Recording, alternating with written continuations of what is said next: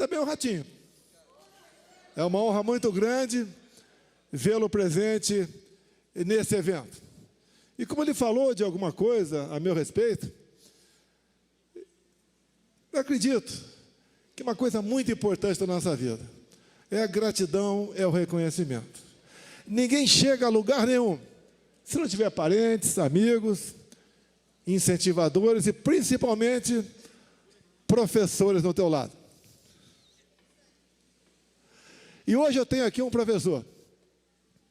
O nome dele não era professor, era instrutor, mas é o professor militar. E eu devo a ele parte da minha formação. Ele foi meu instrutor lá em Resende, na Academia Militar das Agulhas Negras, entre outras disciplinas, topografia. E de vez em quando alguns me chamam de terraplanista. Olha, não tem cabimento. Com ele aprendi que nós temos 3 nortes, por exemplo. Aprendi a fazer levantamento, interseção avante, triangulação, técnica de tiro. E além do exemplo dos nossos mestres. Então eu tenho profunda gratidão com esse meu instrutor, professor, General Xerém. Muito obrigado, General.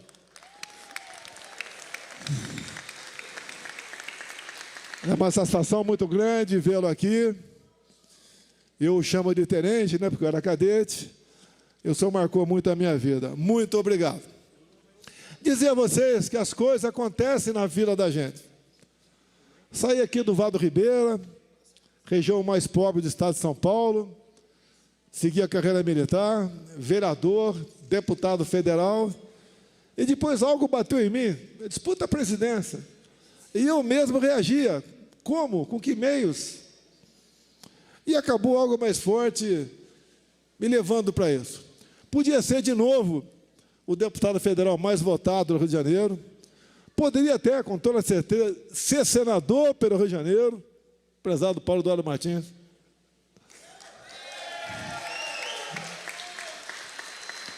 Mas dentro daquela casa, a gente, por vezes, se sente impotente. E 27 anos lá dentro, já estava sendo demais. E acabou acontecendo. Vim candidato, sozinho, desacreditado, mas com um versículo bíblico, né? Conhecereis a verdade vos libertará. Vocês ainda não sabem de toda a verdade. Vocês não sabem ainda o que é o sistema, o poder daqueles que estão em Brasília, como ele interfere na vida da gente. Poucas pessoas, deixar bem claro. Isso ainda é uma interrogação. Se bem que ao longo de 4 anos, vocês aprenderam muita coisa. O que é Poder Legislativo, o nome das principais autoridades, Poder Executivo, o que é o Supremo Tribunal Federal. Aprendemos a amar novamente a nossa bandeira, a cantar o nacional com lágrimas nos olhos, a pensar em si, no seu futuro, voltar a ter orgulho de falar em família, a falar em pátria, a falar em Deus e também em entender que a liberdade não é uma cláusula pétrea. Ela não é como o sol que nasce todo dia. É algo que tem que ser cuidado, muita atenção, porque os grandes canalhas querem roubar nossa liberdade. Em causa própria, em proveito próprio. Querem o poder pelo poder, querem mandar. E a nossa vocação, o nosso destino não casa com isso. Passamos momentos difíceis no Brasil. Mais difíceis do que nós aqui são aqueles condenados a 17 anos de cadeia em Brasília. Uma covardia, uma das acusações, tentativa armada de mudar o governo. Nem um estilingue foi encontrado, nem um bodoque foi encontrado. E esses vão passar presos este carnaval, e sabe, esse Natal e Ano Novo, sabe lá mais quantos outros pela frente. Além de já deixar uma morte pelo caminho. Isso vai passar, isso vai mudar. O quadro político, que é mais antigo aqui, entende, contrariando Ulisses Guimarães, que faleceu lá na Baía de Angra, quando perguntavam para ele sobre o parlamento, as qualidades do parlamento, ele respondia: espere o próximo, dando a entender que seria muito pior. Hoje vocês já notam que esse quadro mudou da penúltima para as últimas eleições. O quadro de governadores também mudou para melhor. Temos um exemplo claro aqui ao nosso lado, o Ratinho, entre tantos outros, como o Tarcísio, como o Caiado, como o Jorginho Melo, como tantos outros pelo Brasil.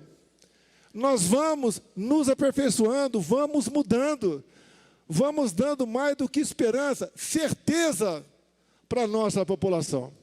Eu sempre digo, eu no momento aqui, nem direito político eu tenho, mas quem tem, está em exercício, são privilegiados. Com o seu voto, ele decide o futuro do nosso Brasil, o futuro do seu estado, do seu município. Essa depuração desses quadros vão sendo feita ao longo do tempo. Entrei num partido político, como todo aquele que é o mandato, tem que estar num partido político. E quando eu entrei, foi quase um casamento. Traçamos das condições, o partido vai fazer isso, vai cumprir isso, não vai se entregar para o PT, por ministério, por bancos oficiais, por estatais, para roubar. Que os caras, quando indicam, ficam quietinhos. Algumas vezes, chegar para mim, alguns que queriam uma indicação, falaram: tudo bem, eu topo ser indicado. Você vai assinar um documento que você está indicando. Ele não queria. Ele quer botar o cara de lá para fazer as suas piruetas, e a responsabilidade é do chefe do executivo. Mais do que eleição, é montar um time ao seu lado. Como é difícil, senhor prefeito, você, por vez, com 9 vereadores, um município pequeno, você montar o seu secretariado. Como é difícil. Tratar com uma Câmara de 9 vereadores. Imaginem, com 594. Alguns bastante conhecidos. E montar sem aceitar indicação política. É segurar o touro pelo chifre. Mas fizemos isso, porque se fosse para fazer a mesma coisa, Deus não tinha me colocado lá. Porque entendo, dado a tudo o que aconteceu, tudo, a chance nossa era 0 de ganhar a presidência. Partido pequeno, sem televisão, sem fundo partidário, sem pessoas importantes do seu lado, já com grande parte da mídia batendo o tempo todo. Vencemos a morte. Os médicos de fora me falaram depois que uma facada igual aquela, cada 100, um sobrevive. Um milagre. Formar um ministério, compare o meu ministério com essa súcia que está aí. Depois o pessoal vai no dicionário e vê que é súcia. Mas só pode ser uma missão. Começamos 2019 com a tragédia de Brumadinho, uma coisa terrível. Naquele ano aprovamos a Lei da Liberdade Econômica. Começamos a cortar mais de 5.000 normas regulamentadoras, facilitando a vida de quem quer produzir. Continuando o trabalho do Temer no tocante a sindicatos. Sindicato atrapalha, são parasitas da nação. O Brasil tem mais sindicatos que o mundo todo. Não produzem nada, apenas atrapalham. Chegamos 2020, lamentavelmente a pandemia. Eu fui o único chefe de Estado do mundo que teve a coragem de falar a verdade para vocês.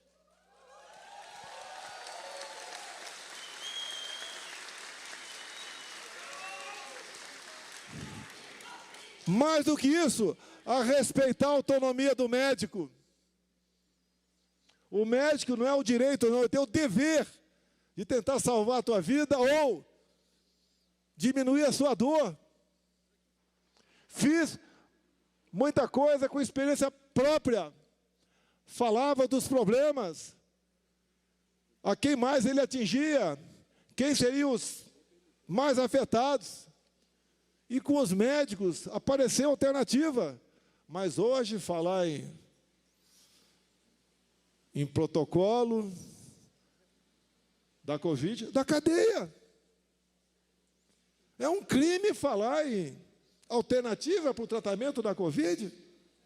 Alguns idiotas que não leram o contrato da Pfizer e criticavam. Eu li e tomei a providência.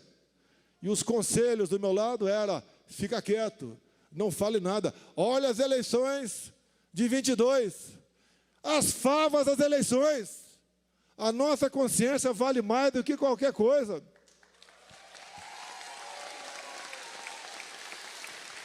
Mas o assunto aqui não é a Covid. Em 20, enfrentamos esse problema. Momentos difíceis para a economia. A política do fica em casa, a economia a gente vê depois. Coisa linda, né? Você viu os artistas globais em casa, fazendo trabalhos manuais com seus filhinhos, com salários astronômicos, recomendando isso. E a massa da população? Que nós tínhamos naquela época, segundo o levantamento, 38 milhões de pessoas que viviam na informalidade, que trabalhavam de manhã para comer à noite. Como essas pessoas iriam sobreviver? Rapidamente, dado ao Ministério Técnico, dado às pessoas que colocamos nos bancos oficiais, rapidamente foi criado o auxílio emergencial e atendemos não mais 30, mas 68 milhões de pessoas. Isso ajudou também a movimentar a economia, em especial nos pequenos municípios pelo Brasil. E tudo isso com responsabilidade fiscal. O gasto mensal, com esta rúbrica, eram de 50 bilhões de reais. Algo inimaginável no orçamento apertado. E também eu fui o primeiro presidente e único a trabalhar com teto de gastos. Eu respeitei a legislação. Joguei dentro das 4 linhas. Tinha um judiciário bastante ativo contra o meu governo. Vencemos tudo isso. Fomos em frente. Entrou 21, uma guerra lá fora. E o Brasil estava na iminência de ver cortado o seu suprimento de fertilizantes. O nosso agro pujante, responsável por grande parte do PIB, ia sucumbir. Tem que ir lá conversar com o presidente da Rússia, Putin. E embaixo de críticas da imprensa, fomos lá. Escolhi ali as pessoas mais adequadas para viajar comigo.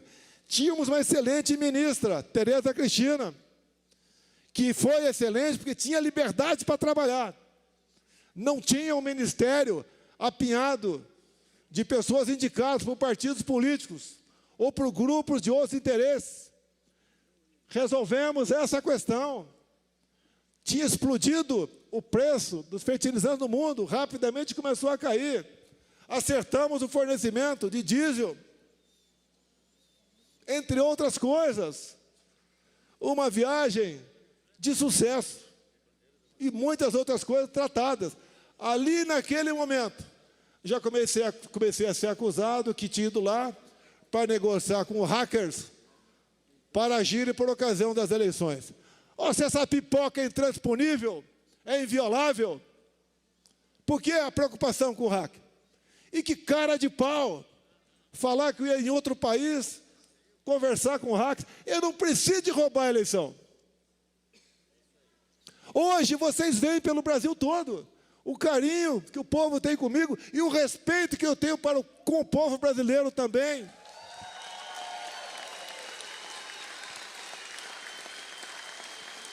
O campeonato brasileiro acabou há pouco. Quase nós vimos um time quase sem torcida, o Red Bull Bragantino, ser campeão. Faltou pouco. A gente poderia ver o Bragantino campeão sem torcida, mas é a primeira vez na história que a gente vê um presidente eleito sem povo.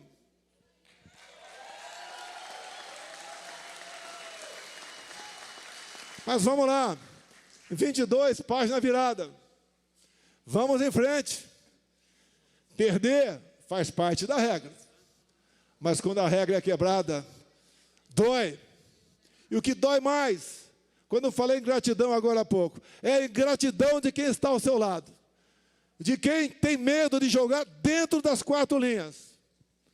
E tem um péssimo comportamento, onde todos vêm a sofrer no Brasil.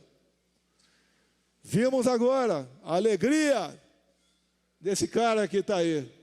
Estou muito feliz. Botei um comunista dentro do Supremo. Vamos lá. Ontem, volvendo os olhos para a história, tinha 4 anos de idade em 59, mas veio à minha mente o discurso de Fidel Castro.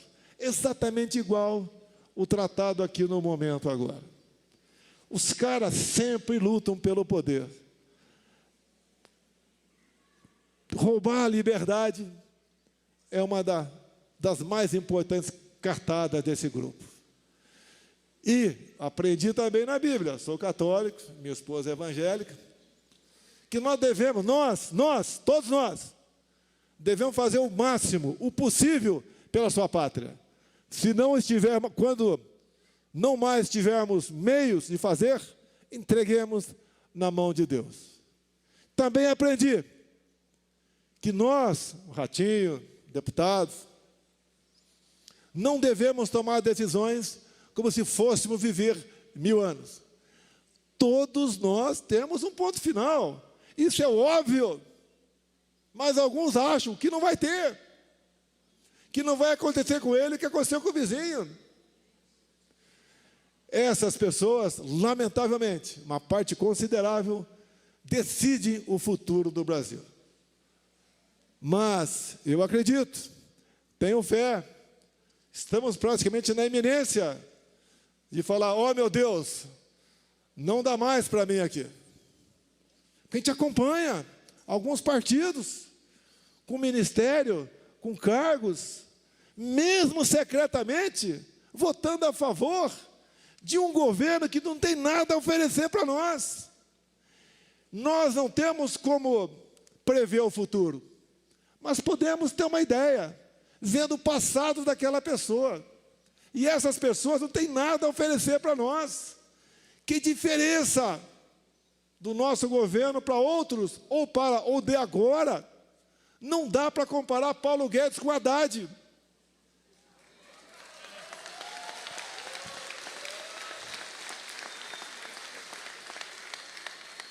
...38 ministérios... ...nem ele sabe o nome de... ...uma dúzia... ...eu duvido que ele fale o nome de 5 aqui...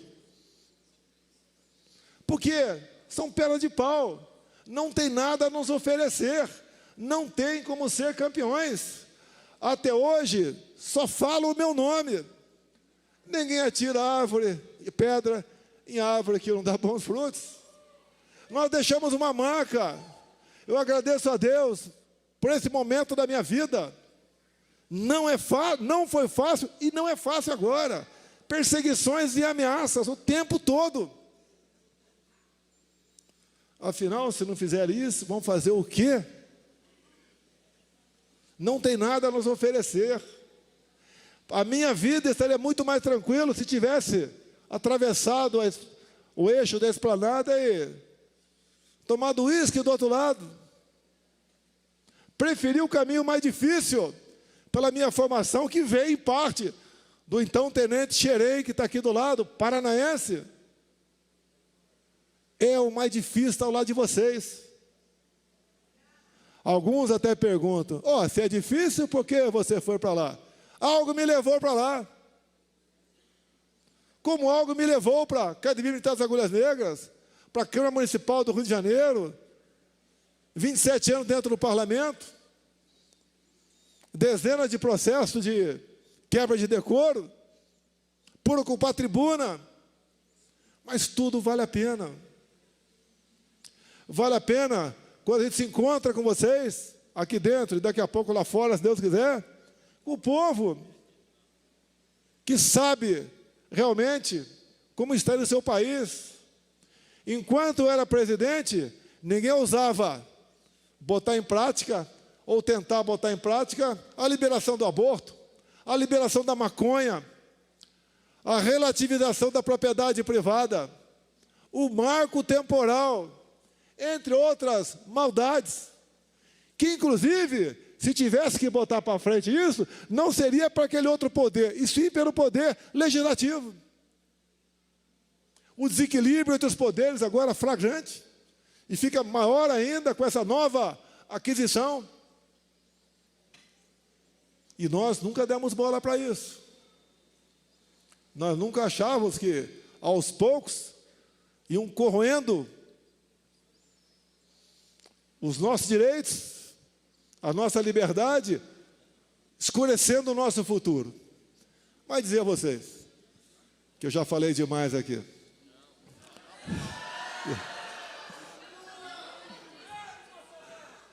Dizia a nossa imprensa que está aqui, da minha parte, vocês nunca viram eu tomando qualquer medida para cerceá-los, para censurá-los, que pese as batidas diárias. Eu prefiro a imprensa, por vezes, errando, mas com liberdade, do que fechada. Hoje, alguns já começam a notar a diferença. Mas vamos lá, pessoal. Nós temos que ter resiliência, aprender, usar outra passagem bíblica. Por falta de conhecimento, meu povo pereceu. Ninguém tem como tirar uma boa nota em prova se não estudar, a não ser que colhe. Eu tenho uma passagem com o João Xerém. Uma vez, eu não sei se foi para ele, né? Eu reclamei de nota mais alta na minha prova. Me valeu um elogio em boletim da academia. É aquela consciência de buscar fazer a coisa certa, pessoal. Você pode errar, mas buscar fazer a coisa certa. Aí, sim, nós podemos dar esperança a todos vocês. Então, a todos vocês do Paraná, nesse momento, aos parlamentares, ao querido governador, essa banda que está aqui. O pessoal sabe Eterno Herói ou não? Se souber Eterno Herói, vamos lá. Me lembra meu tempo de paraquedista. E dizer a vocês que esse Brasil é fantástico, ninguém tem o que nós temos, de subsolo, minerais, terras férteis, belezas naturais, água doce, clima aprazível, povo miscigenado, ninguém tem o que nós temos. Para sermos felizes, é nós realmente nos preocuparmos com a política. Lá com o vereador do menor município do Paraná, ao presidente da República. É termos eleições confiáveis, é acreditarmos, é se empenhar, se dedicar. Nem tudo pode ser só alegria, mas ela sempre se fará presente se nós estivermos realmente bem intencionados com o próximo. Muito obrigado a todos vocês. Viva o Paraná!